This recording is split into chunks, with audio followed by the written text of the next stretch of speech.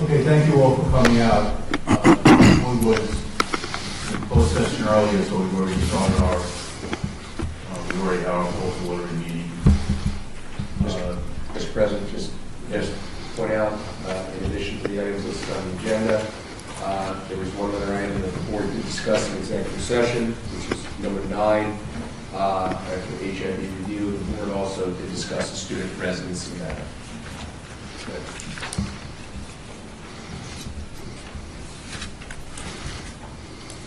All right, that'll start off with the student representative comments or report. Good evening, board. So starting off with North Sports, cheerleaders who recently earned 14th place in their division at the national competition in Florida. Girls and boys swimming both continue their very strong records. We have girls going 13-0 and guys going 12-1. Both teams have qualified for the state sectional finals, which will be at the National YMCA after their most recent win against South. And speaking of North wins against South, both the boys and girls basketball team won last night with their teams. Additionally, boys track and field received first overall team at their sectional competition. Senior Jacob Mitchell earned 4th place at the Wrestling Mercer County Championships. And senior Christina Koff placed first place in the fencing district competition. Moving on to North Clubs, the Model United Nations received Best and Outstanding Small Delegation at their most recent conference. At Model Congress's most recent conference at Columbia University, senior Sanjana Satish was elected president. North's mock trial team won the Middlesex County Championships. And the Midnight Magic and Midnight Nova Robotics teams have both qualified for states, which will be hosted at North on February 25th, which Midnight Nova is actually the defending champion of. As for North's music department, 4 students have been selected to be on the all-state band. And recently, the HSN Choir hosted the Glee Club from University of Illinois and enjoyed performance. And finally, this week is High School North Spirit Week, building up to the long weekend, and a pep rally on Friday. Monday is We Wore HSN Apparel. Tuesday, today was Tacky Tourist Day. Tomorrow will be the Pink Out, where everyone has to wear pink, and Thursday will be class colors and the pep rally. Great, thank you. Good evening, everyone. South has been busy as ever with a variety of activities and planning. Last night was the North-South basketball games, which our boys JV team won, but as you heard, varsity didn't do so well.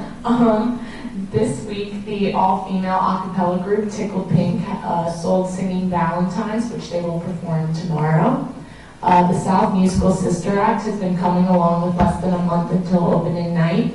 The South Student Council held a successful dodgeball tournament with 9 teams that competed and made over $4,000 for Doorway to Hope, which is an organization that helps people in the Mercer County area get back on their feet with housing and job resources. Thank you for your time. Thank you. That'll bring us to the first opportunity for public comments. The board invites thoughts and reactions on agenda items and items of concern for members of our community who are present. Each participant is asked to give his or her name and address prior to making a statement, which will be limited to 3 minutes. All statements should be directed to the presiding officer, and the public comment period will be limited to 60 minutes. Anyone like to? Hi, my name is Jean Avalon. I live at 10 Victoria Place. I'm here to talk about my son Joseph. He's in the 5th grade. He's in Ms. Lucas' class. And I saw on the agenda that Ms. Lucas is slotted to change roles. The agenda actually says, I believe, March 2nd. We have been told that date is now in limbo and hopefully will be after spring break. But I'd still just like to comment and request to see if you all would consider waiting till the end of the year to make that change. It's not easy for a student to have a new teacher, especially with a few months left. And I think that by affecting not only the basic skills reading group where Ms. Lucas would be going, you'd also be affecting the classroom that she currently teaches now.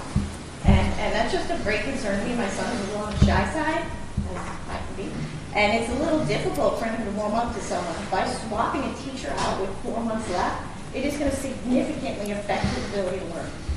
And that's really a concern to me. So I would just like to ask respectfully that you consider delaying that change until the end of the school year. Thank you. Thank you. Good evening. My name is Jamie Burnside, 1 Penrose Lane. My daughter is also one of 23 students in Ms. Lucas's 5th grade class at the village school.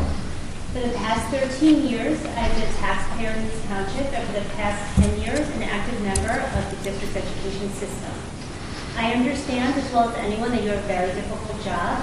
I actually have a master's degree in educational administration from Harvard. And I know that running an educational system is very complicated and tough decisions often need to be made. Over the past 10 years, I believe strongly that this board has had the best interest of the students and their academic and social successes in mind.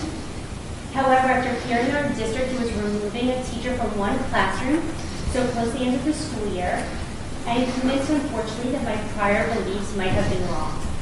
My daughter and the 22 other students in this class are in the middle of a critical academic year as they prepare for middle school. I cannot find any justification for removing a teacher this close to the end of the year. If you vote to approve this appointment tonight, instead of one group of students in our district being disrupted, you'll be voting for 2 groups of students to be unnecessarily disturbed. By solving one problem, you'll be creating another, which is not fair to our children. We've all seen this scenario play out in the past. The repercussions of this are pretty predictable. You and I both know what is going to happen. The students are going to lose critical learning time due to transition periods and changing the dynamics of the classroom. The children will be disrupted for weeks, even if a full-time teacher is immediately hired. This will most certainly cause emotional stress and anxiety that our children will likely bring home at night. I believe that one of the main goals of this board was to minimize children's stress and anxiety, and I don't believe that this decision is accomplishing that goal. I am disappointed that I am in a district that is choosing not to support my child and the 22 other children in this classroom. This is the decision I believe that is being made at a convenience for the school board with little concern for the academic and emotional well-being of the other children in this classroom. Ms. Lucas is an amazing teacher. My daughter's confidence and success has skyrocketed this year, and there's no doubt in my mind that this change could potentially set her back. I am strongly urging you to think twice before you vote. Do the right thing. Please let Ms. Lucas finish out the school year with her class for 2017-2018 and begin her new role in September. Thank you. Thank you. Anyone else?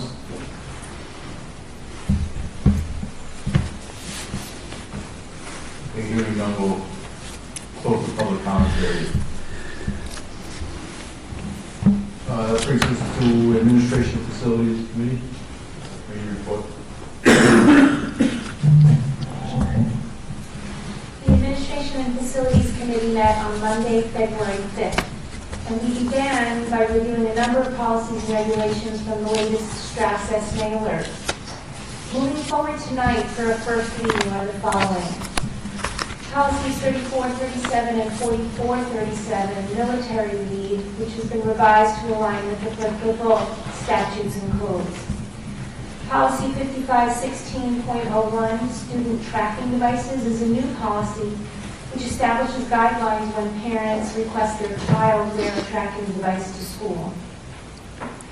Policy and Regulation 7440, school district security, has been revised to align with state code.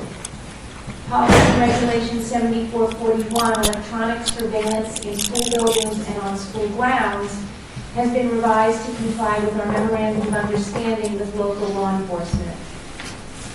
Policy 8507, breakfast offer versus serve, has been revised to comply with new requirements from the State Department of Agriculture.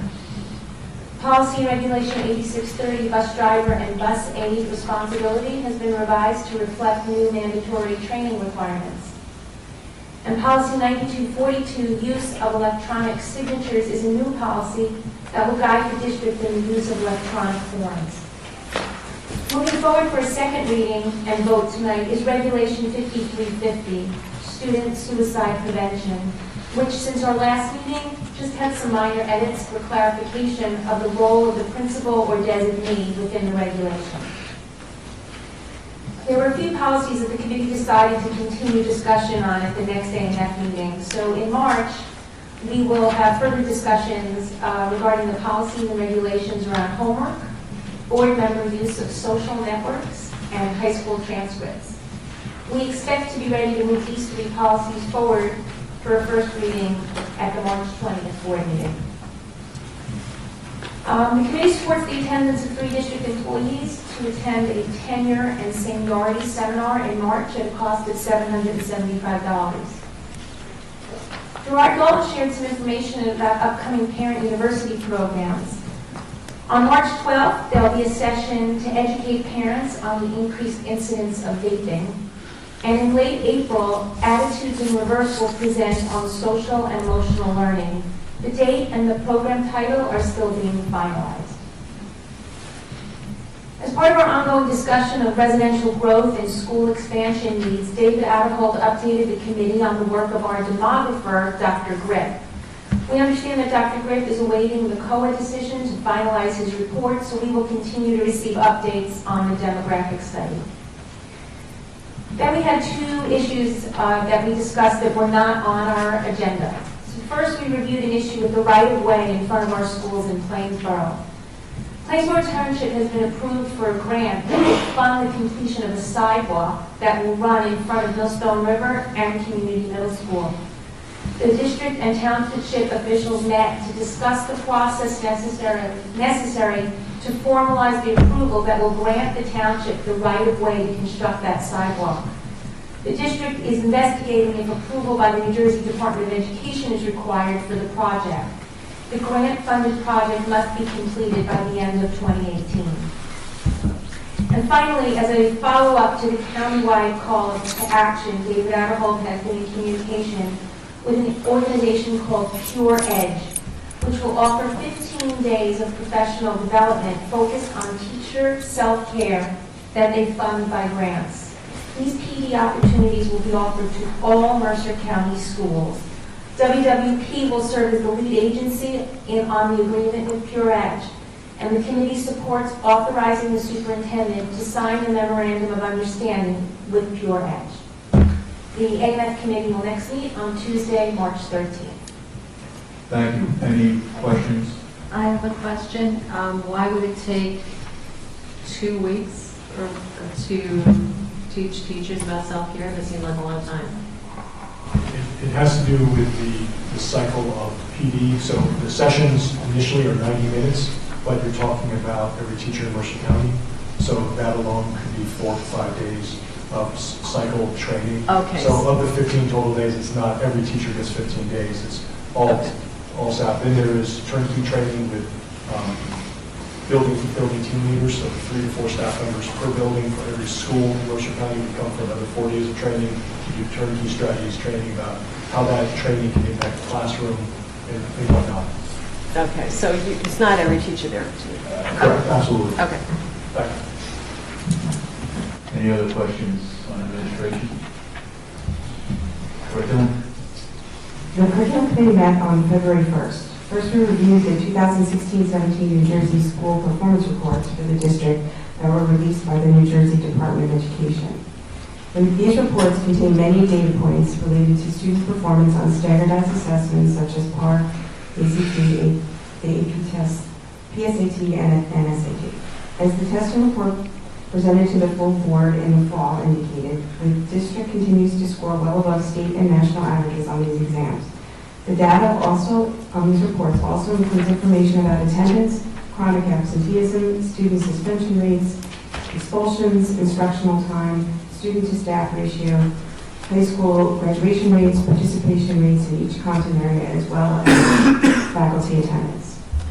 Next, the committee recommends acceptance of 2 Star Talk grants, one for the Hindi and Urdu summer immersion camps, and the other for the pre-kindergarten Mandarin Jumpstart program. The committee recommends approval of the professional development travel for 6 teachers to attend the Quest 2018 Scholars Program offered through Princeton University Teacher Prep at Princeton University this summer. The committee also recommends approval of overnight trips for the Future Problem Solvers to the University of Wisconsin and the National History Day students to the University of Maryland. Both trips are in June and are for Grover Middle School and Community Middle School students. We also recommend approval for the FRC robotics team to go to Myrtle Beach, South Carolina for the first FRC Robotics Palmetto Regional Competition later this month, and for National History Day students to University of Maryland in June. These are for high school north and south students. The committee will next meet on March 13th. Any curriculum questions? Finance? The Finance Committee met on February 5th. The committee reviewed the agenda items as reported. Dr. Russo updated the committee on the progress of the development of the budget for next year. Dr. Russo also reviewed project plans in summer, including the 2 turf fields at the high school, the high school south track, some of the high school south toilet rooms, modifying the CMS bus loop to better separate students from the buses at dismissal, roof restoration project at GMS, millstone gutters and downspouts, Dutch neck, redoing the pavement and installing bollards to better separate children from traffic, and at Whitehall addressing the moisture issue in the gym and installing the gym floor. Dr. Adderhold updated the committee on residential development. The township planner says the seminary place project is coming. It should be on the West Windsor Planning Board agenda in March or April. The COA settlement still has not been released. The committee discussed the timing of the seminary project relating to the district's construction plans. Solar renewable energy credits, 156 SRECs, were sold for $211 each for a total of $32,916 per year. The district is pursuing an energy savings improvement program. This begins with a local energy audit, which is free for the district. The district chooses a vendor for the audit.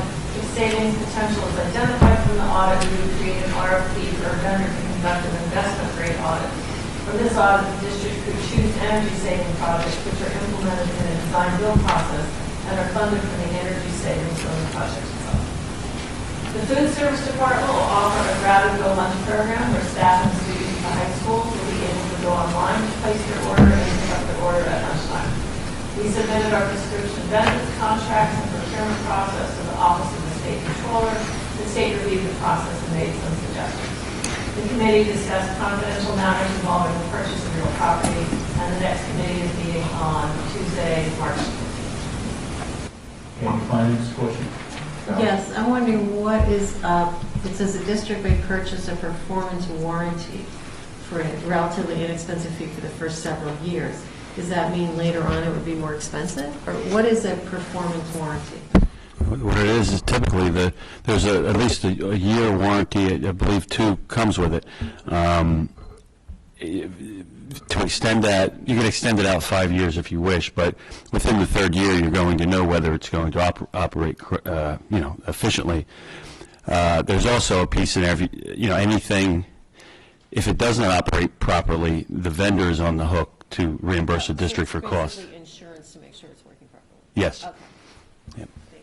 Yep. You get something to testify and they want to use it, so you extend the warranty. Right. Yeah. Service contract. Yeah. Okay. Just one update to the Woodstone property. Last night I attended the site plan review board meeting for West Windsor Township. The site plan review board approved the Woodstone project moving forward to the full planning board. There'll be a planning board meeting on March 21st where Woodstone will be on the agenda. Okay, any other finance questions? All right, now our administration. I have an item, motion on items 1 to 7 plus the Pinkett and Martin and Michelle. Any questions or comments on the administration items?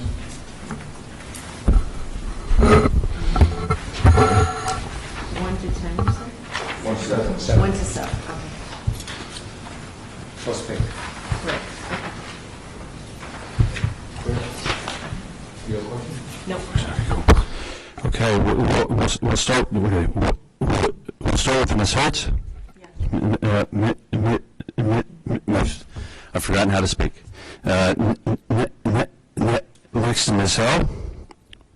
Ms. Juliana? Ms. Krug? Mr. Whitfield? Mr. Taylor-John? Ms. Case? And Mr. Flares? Okay. Curriculum, I have a motion on items 1, 2, and 3. Carol and Dana. Any questions or comments on the curriculum items? I have a question. On the Urdu summer Hindi and Urdu summer immersion, how many students enroll in this and what ages are they? Typically, there are about 65 to 75 students who enroll between the two languages. Hindi has a much larger enrollment than the Urdu enrollment has, and the students are traditionally from 5th grade through the middle school. Thank you. Any other questions? Okay, we'll start with Ms. Hill. Ms. Juliana. Ms. Krug. Mr. Whitfield. Mr. Taylor-John. Ms. Hertz. Ms. Case. And Mr. Flares. Finance, could I have a motion on items 1 through 12? Taylor and Rachel. Any questions on the, or comments on the finance items? Okay, we'll start with Ms. Juliana. Ms. Krug. Mr. Whitfield. Mr. Taylor-John. Ms. Hertz. Ms. Hill. Ms. Case. And Mr. Flares. Yes. Okay. Okay, now we're going to have a discussion on the 2018-19 budget. Okay.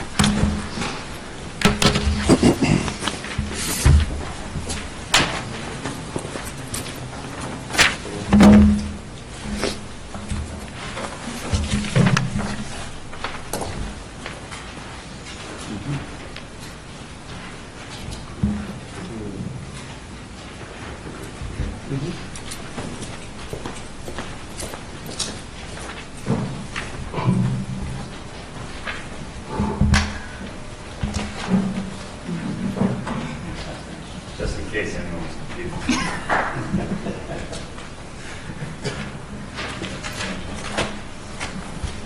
Okay, I guess while we're waiting for this to come up, it's going to be a couple seconds. Obviously, as we go forward with this budget process, as I've been working with the administration and Dr. Adderall, I realize I come from a little different background. I've been in schools for 23 years, but some of the terminology I use and it's used here with Larry's background are a little different. So as we start to really dig into this, and you all have much more participation, we may have a little translation issue going on as well.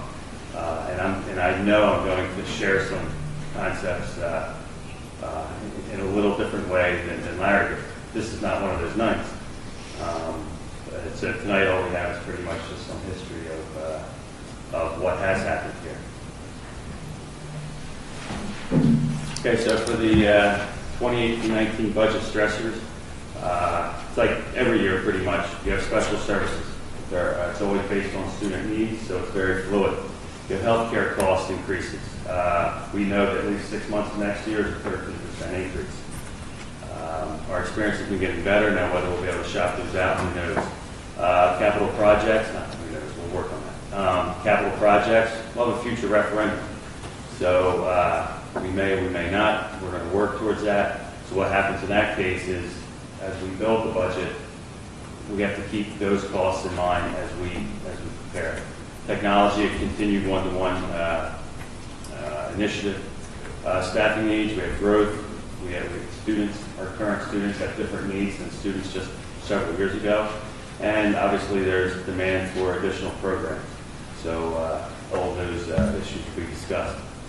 Transportation, along with special education, just with increase in populations or community, we may end up needing additional routes.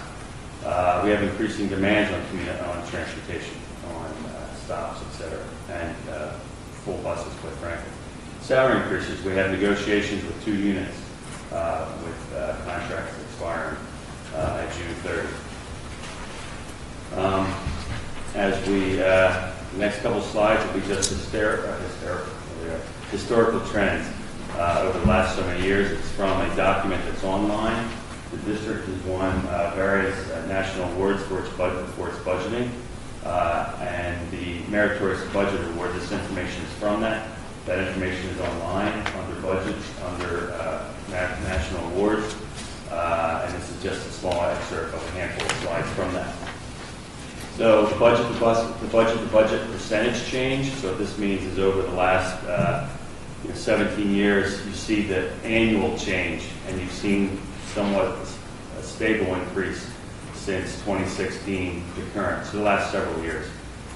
As I show this to you, the 17-18 numbers where it says proposed or 17-18, that's the current budget year.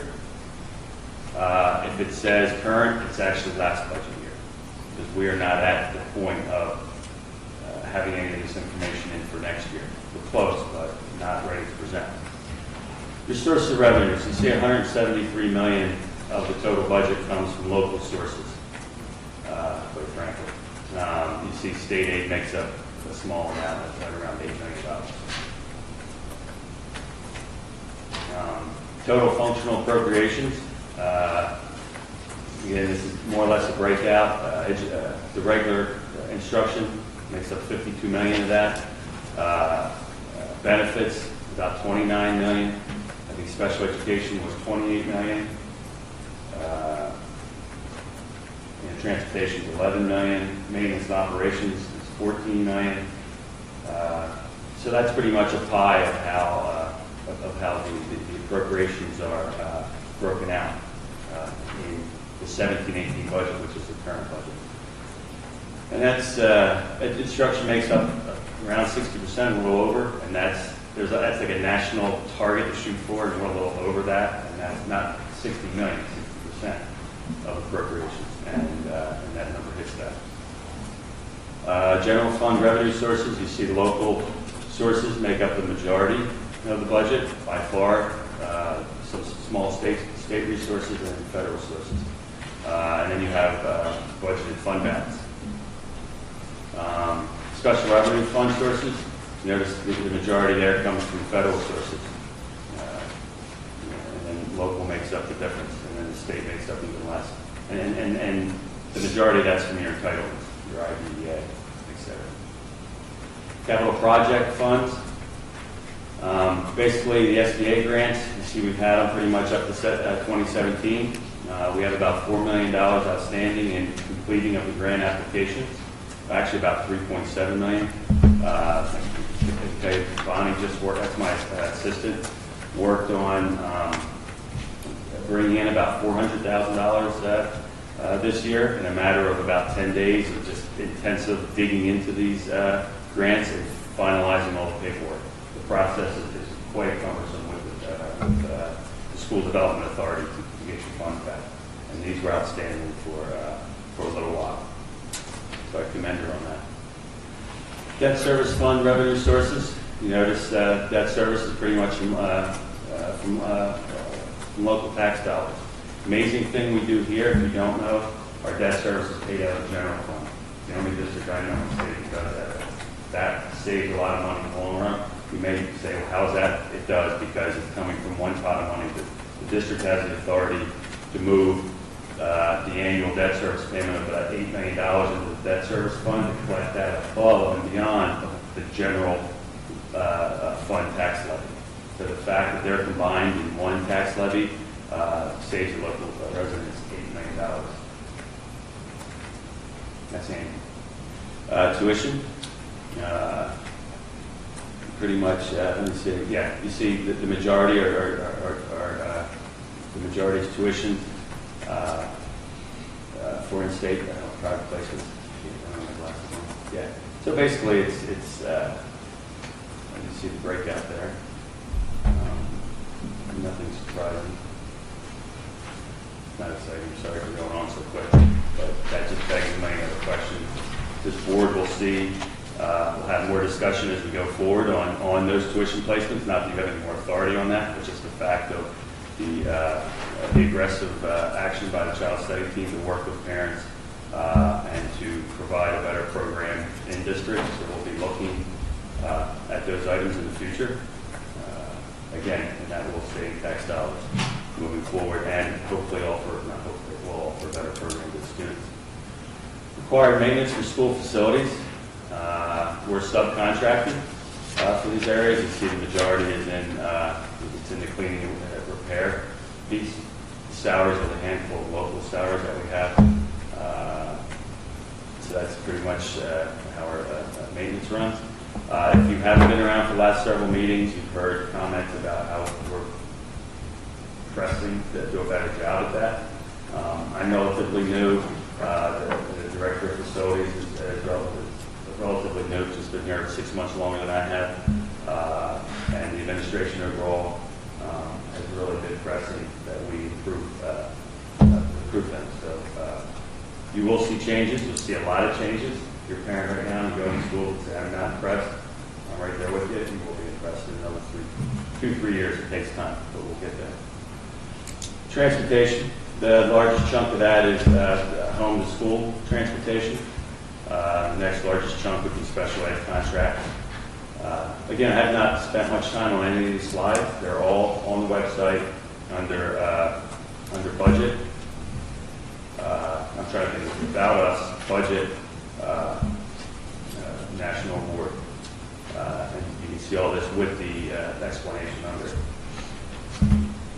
So, as we always discuss, the budget document is fluid. It's something that we work on pretty much all year long. It's something that changes during the year, not by any great degree, because there are many restraints on that. But the point is we find economies in some areas, and we lose economies in others. So as we put a budget together, we have to keep that in mind that it has to be efficient.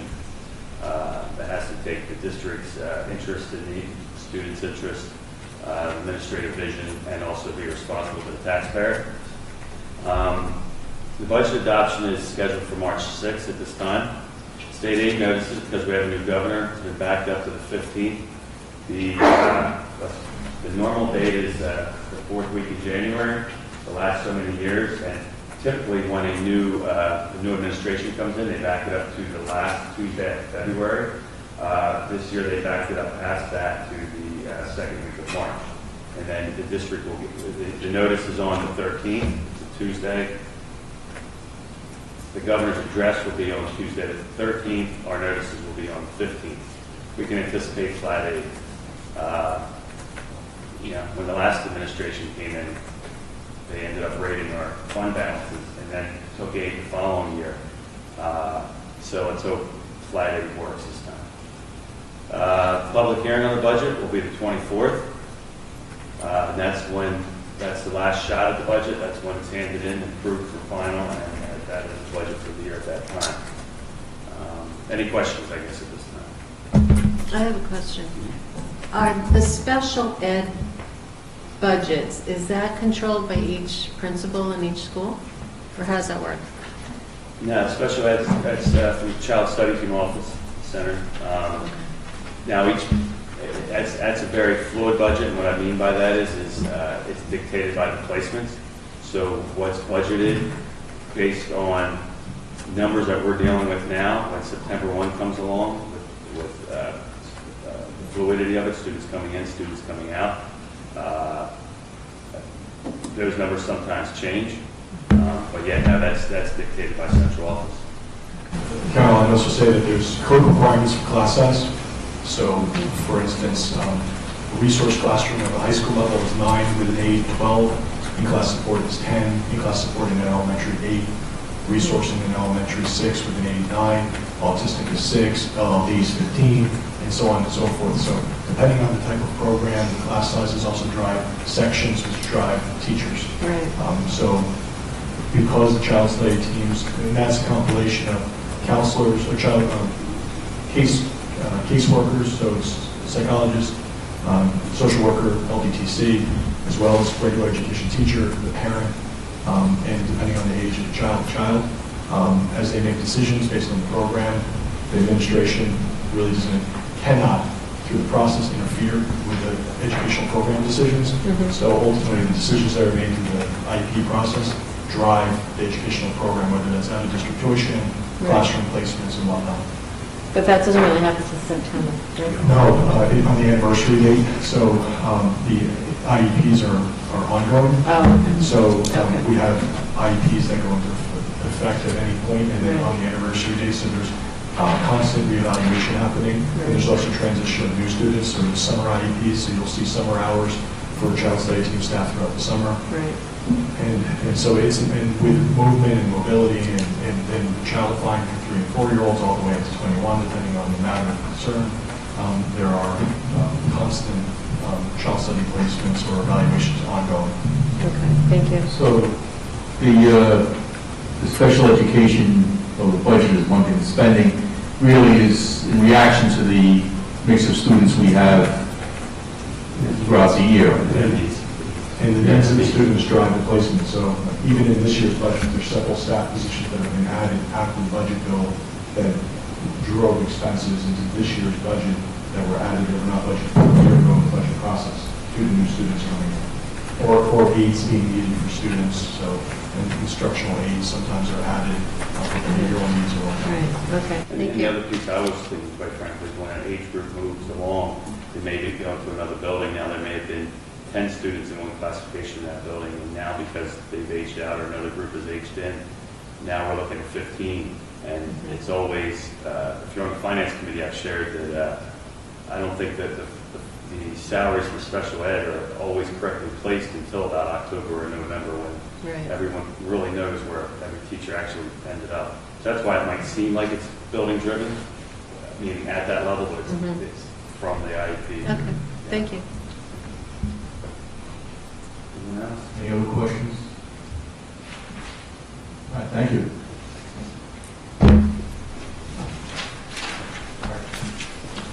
And I have a motion on personnel, item 1 plus the re-amendment.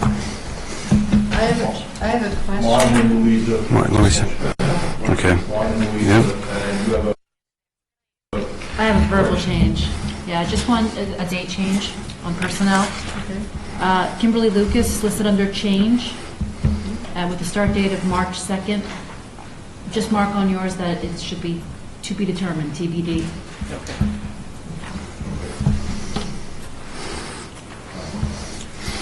Carrie, you have a question?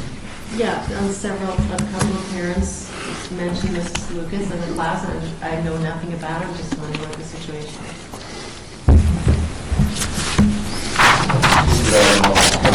Mr. Smith, jump in if I'm missing anything. There was a basic skills position open, basic skills literacy over Millstone River due to resignation of a staff member with the position closer to home. That individual's position was posted. Applicants were submitted throughout the district and from outside. Candidates were interviewed. Ms. Lucas emerged as the position to be recommended moving forward. I think it's fair to say that Ms. Lucas was viewed to be the most highly qualified teacher in the world, working with struggling readers at the Millstone River. The original request to come through March 2nd matched the time in which Ms. Hutchinson was leaving Millstone River. Upon review of the transitions, it was determined that, in addition to that, once it was known that Ms. Lucas was going to be recommended, that position was posted. Those interviews are ongoing. There's a candidate that has been determined to be the recommendation from the building, although the paperwork is still being processed, so it's not in front of the board this evening. As well as such, the to be determined date is to transition to ensure that there's a district teacher in place and not a substitute in place for that transition to occur. So tonight is a TBD with respect to ensuring that there's not a substitute in position for the students in Ms. Lucas's classroom currently.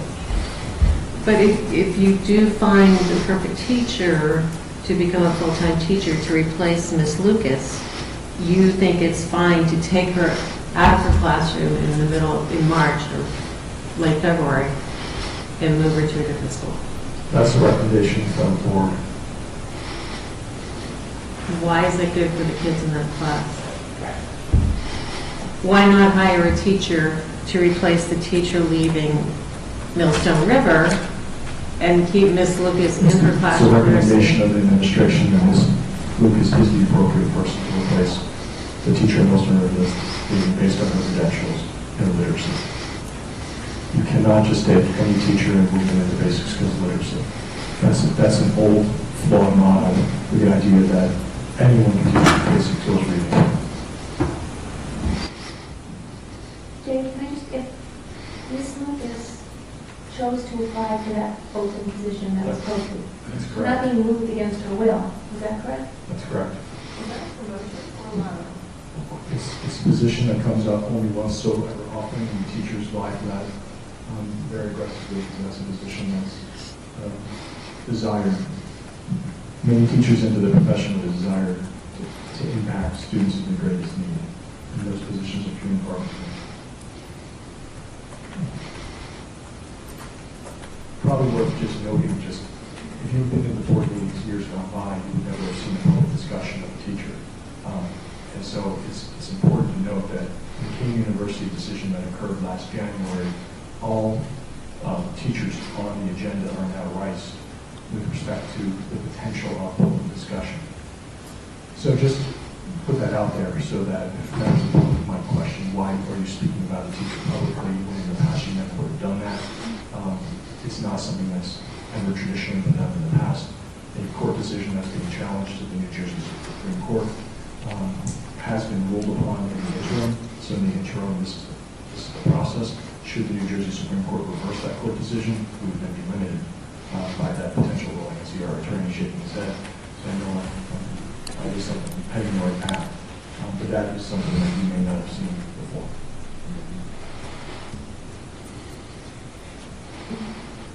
Any other personnel questions, comments? Okay, we'll start with Ms. Krug. Yes. Mr. Whitfield. Yes. Mr. Taylor-Jean. Yes.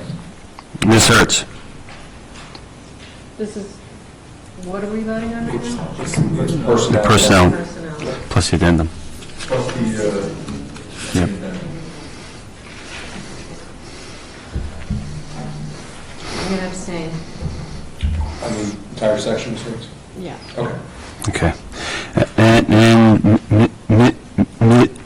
Ms. Ho and Ms. Juliana. Yes. Ms. Case Yes. and Mr. Flares. Yes. Okay. We're good. Motion's carried. Yes. Could I have a motion on approving the minutes of the 23rd, Rachel and Dana? Any comments on the minutes? Those in favor of approving it, say aye. Aye. Opposed? None. Any liaison reports? Any new business? I have a question. I'm wondering if the mixing valve was replaced in the high school showers. I don't know. And Yeah, also, no, it was not. Has there been any improvement in the cleaning of the high school showers? It's my understanding that there has been. It's unless I'm looking to Bruce to see if he's heard anything lately. I know we've nailed a lot of other issues, and we're continuing that. Okay. Yeah, and we're making. I'm not sure how much is public, but we're making changes with the service. Good. Quite frankly. Okay, good. Yep.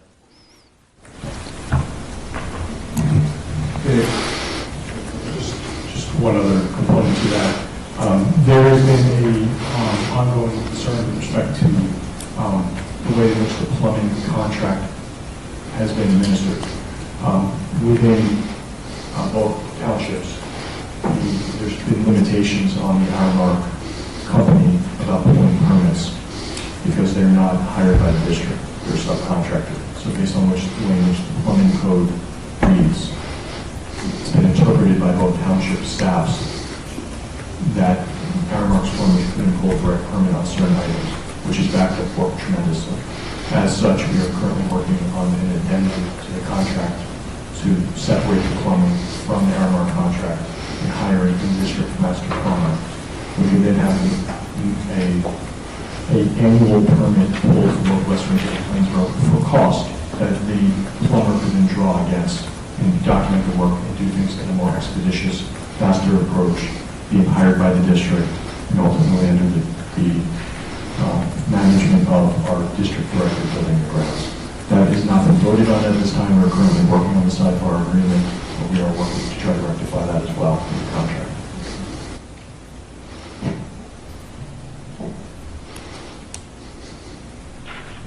Okay, no other new business. That brings us to the second opportunity for public comment. 15 minutes is provided at the end of the meeting for public comments. Each participant is asked to give his or her name and address prior to making a statement, which will be limited to 3 minutes. All statements should be directed to the presiding officer.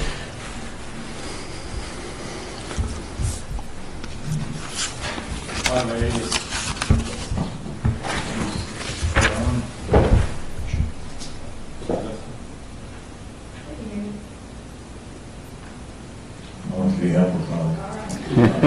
Hi, my name is Chuck Brown. My address is 2506 Pleasant Hollow Drive. And I rise to make this comment because I want you to understand that it is in the role of as a constructive parent. I'm really concerned about what might exist in school discipline procedures within the school district. There are many gaps and holes, I believe, for bias.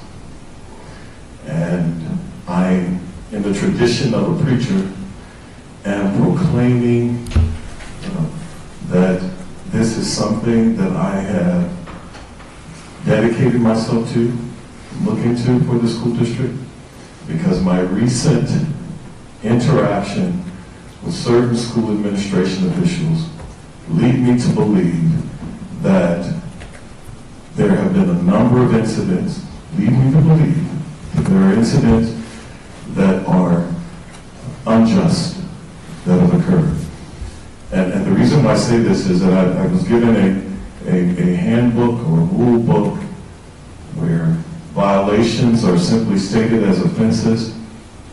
No definition are given for those offenses. Strictly interpretation of the administration official is the final determination. I offered a response and another interpretation for another part of the handbook, another offense, and even though logically it may have been interpreted, the offense may have been interpreted according to that, it was still not granted any further consideration. I believe that with what's going on with the discovery in this country about racial disparities in school suspension, that we as a school district need to be reactive/proactive with what's going on in the school district. Now, I've heard rumors, nothing confirmed. I've heard students complain about how they're treated based upon their color. Nothing confirmed, but I think it's certainly worth looking into, especially after I've had an interaction that I've had with a certain school administrators. There is something particularly questionable about an administrator that can serve as the investigator, the adjudicator, the one that actually finally makes the decision. It just seems to me that there is so much room for bias that I believe it's worthwhile that we look into. Thank you. Thank you.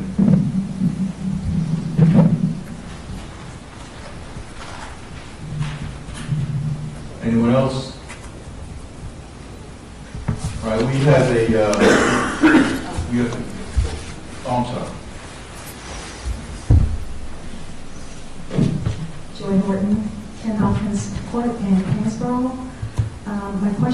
is regarding the track situation at High School South. I believe the football coach is the track coach, the interim track coach at High School South. And I'm just wondering if there is, for the girls track team, if there are any plans to hire an actual track coach. I attended an event at Lawrence Prep School and was there with a couple of the parents, and the parents had made mention that they don't currently have a track coach, and there are concerns that a child is going to get injured because they're not being shown the proper technique, let's say to do hurdles or anything, but they don't currently have a track coach. So I just am asking on behalf of the parents what the situation is with the track coach for high schools. All right, thank you. Thank you for the question.